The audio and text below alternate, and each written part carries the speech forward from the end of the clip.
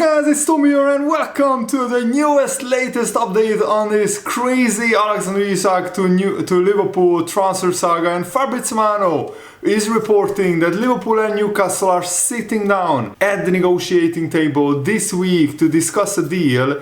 Newcastle are still desperately trying to sign one or two strikers. They are absolutely terrible at doing their job. But Fabrizio is saying that he expects Newcastle and Liverpool to return to negotiations for Alexander Isak, but always it's the same point that Newcastle have to find a new striker first before selling Alexander Isak. But the bottom line is Alexander Isak wants to play for Liverpool. He said he is not playing for Newcastle again, so they don't really have any choice but to sell him. Can you imagine if Newcastle don't sell Isak and they are stuck with him until the January transfer window opens, and he won't play again until January, just training on his own, and then Newcastle will lose a lot of money in terms of Alexander Isak's valuation will go down to maybe 80-90 million pounds. So Newcastle have to sell. They genuinely can't guarantee that Isak will return to play. He could hang out for a few months at his back garden training and move in January when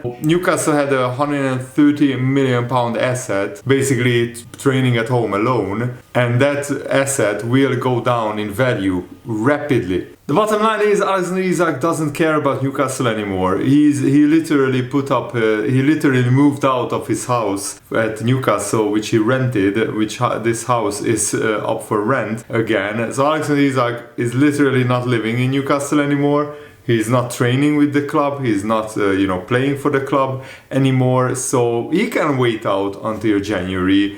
I mean, Sweden has 6 games until then, and I think he will still get called up for the Swedish national team, so he can have some football between now and January. The problem is that the only reason why Alexander Isak is still a Newcastle player is because they have been rejected by João Pedro, by Mateus Cunha, by Liam Delap, by Brian Mbumo, by Benjamin Šeško, a few Hugo Ekitike, and the list is so long. And you can't dress this up as a win for Newcastle. It's a massive failure by the club to secure any of their transfer targets, so it's absolutely embarrassing. And also, the Sweden national team manager, Jon Thomasson, gave an interview recently about Alexander Isak, and he said, first of all, Alex is an extremely professional player, a fantastic character and personality. I've spoken to Alex a lot during this period. Situations like this are quite complex.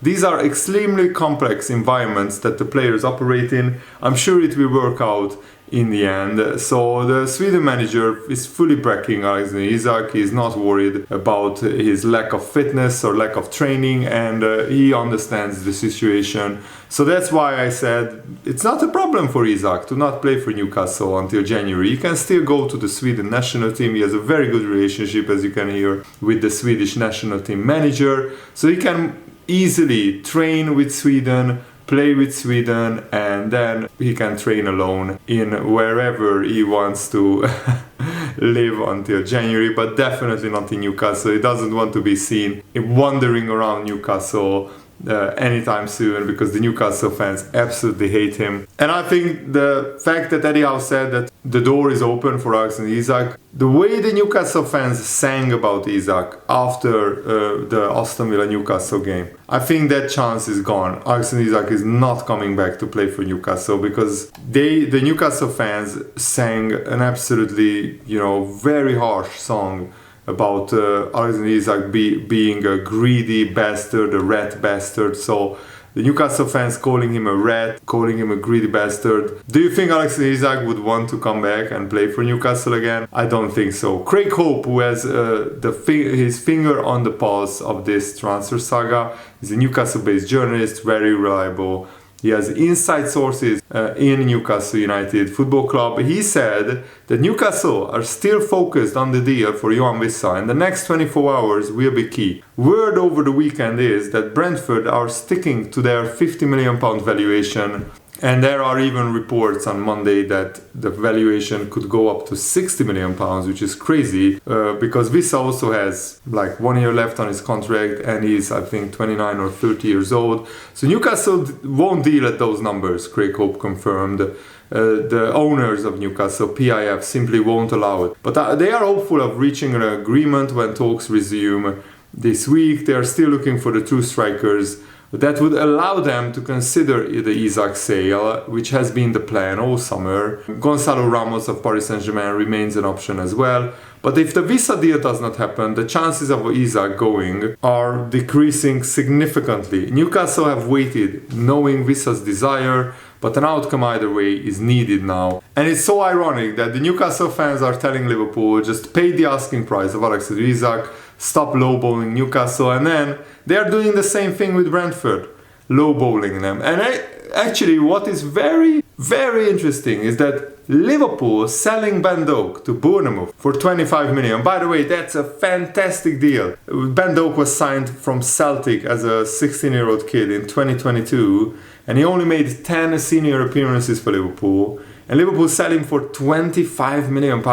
I mean, what a piece of business by Liverpool. That is fantastic. And the way this deal could help Isak come to Liverpool is that now Bournemouth can sell Ouattara to Brentford because they have Ben Doak. And that in turn will let Brentford sell Wissa to Newcastle, and that in turn would let Newcastle sell Isak to Liverpool. Do you see what I did there? The dominoes are falling in this transfer window, and hopefully, after Ouattara becomes a Brentford player, Brentford will be more inclined to let Yoane Wissa go to Newcastle, because I think this Yoane Wissa transfer to Newcastle is absolutely key to Alexander Isak going to Liverpool. And Yoane Wissa has unfollowed Brentford on his social media, on his Instagram, changed his profile picture to black, and he also removed every club photo of him in a Brentford shirt from his Instagram account,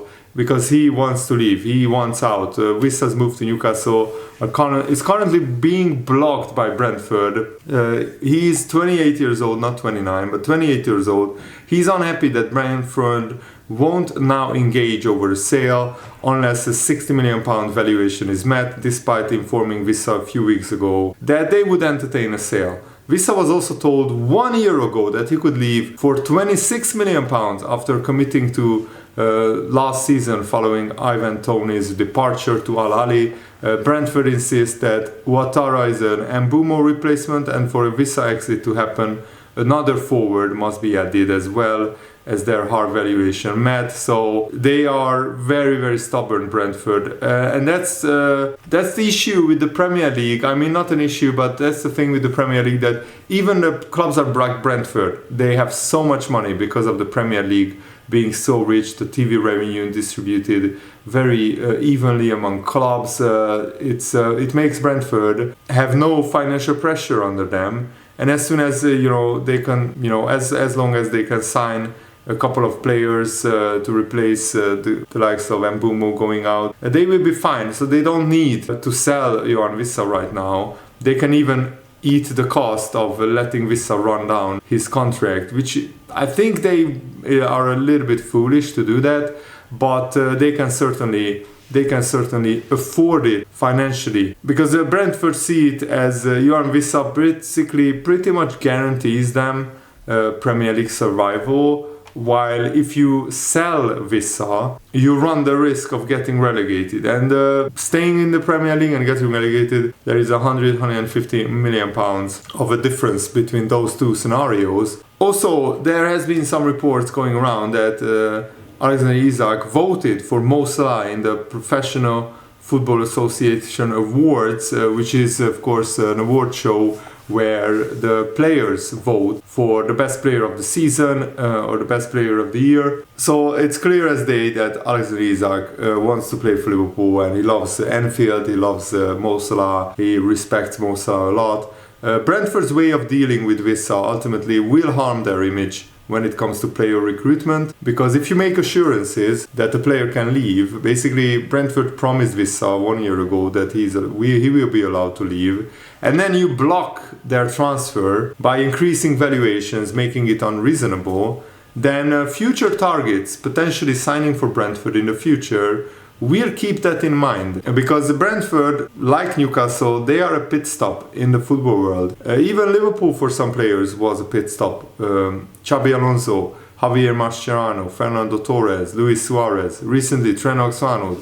They use Liverpool just as a pit stop to get to Barcelona or Real Madrid or Chelsea in the case of Fernando Torres. So Newcastle are also a pit stop in the football world, and if they keep Alexander Isak against his will, which other top player or big talent will sign for Newcastle in the future, knowing that they might be forced to stay there for 3, 4, 5 years against their will? That's not a good look for Newcastle. And also, it's very ironic that the clubs crying that the PSR is holding them back and that it's designed to protect the top 6, they have a crazy wages to revenue ratio. Aston Villa, who are one of the clubs doing that, they have almost all their revenue going to player wages, which is absolutely crazy. 96% of Aston Villa's income goes to player wages. So I don't know how they can operate. Are they constantly picking up loans in terms of loaning money from the bank or from their owner? I just don't understand. Even Newcastle is a whopping 68% of Newcastle's total revenue goes to player wages. For example, Liverpool is only 63%. Tottenham is the lowest, 42% of their wages go to revenue. The PSR is there to prevent clubs from going bankrupt, because, you know, if PSR wasn't there, then Aston Villa would go bankrupt soon. The reality of the situation is that these clubs want to take shortcuts to get to the top, like Newcastle would want to spend unlimited amounts of money to get to the top. They will want to overspend, basically, like Man City did back in the day. They won't invest heavily in the youth academy and flip transfers to make profit, and they refuse to sell any of the players they develop and then complain that they have PSR issues. So there is nothing wrong with the rules, in my opinion. One Liverpool fan said the rules work as intended, and that's what makes them angry. We imagine Aston Villa would invest even higher now, huge contracts, and then the owners lose their interest and sell. They would go bankrupt because they wouldn't be able to pay the wages of their players, and they wouldn't be able to stay financially sustainable. If Newcastle's owners could spend their wealth, they could turn the Premier League into League One or the French league, I mean, where Paris Saint-Germain spends so much more money than the rest of the league that they just win the title every year or win 9 out of 10 titles. It would be an absolute disaster for the integrity of the Premier League, regarded as the most competitive in the world. Because Newcastle fans want to spend money that they don't generate and then blame it on the top 6 clubs that they can't spend unlimited amount of money, and they think that they are a final destination for players. No, not a chance. Even Man City are not the final destination for some players, because Julian Alvarez went to Atletico Madrid from Man City, Leroy Sané went to Bayern Munich from Man City, Ferran Torres went to Barcelona from Man City.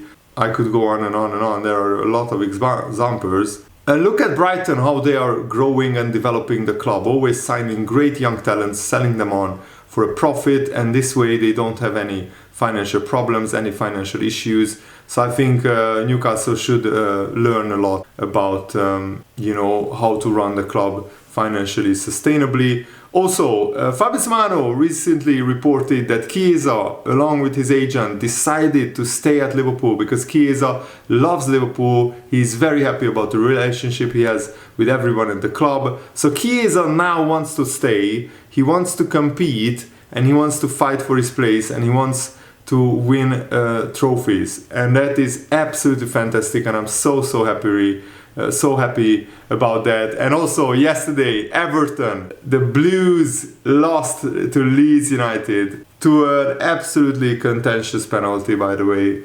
The VAR controversies are already crazy in the first round of the Premier League. But I'm not gonna lie, I was actually laughing when I saw that Leeds United, the second newly promoted side to win on game week 1, beat Everton 1-0. That's an absolutely hilarious result, such an Everton thing to do, and long may their misery continue. But it will be interesting to see how Everton do in their new stadium on the docks. And that's it for today's video. I really hope that you guys enjoyed this. Thanks for watching, have a nice day, see you later, goodbye.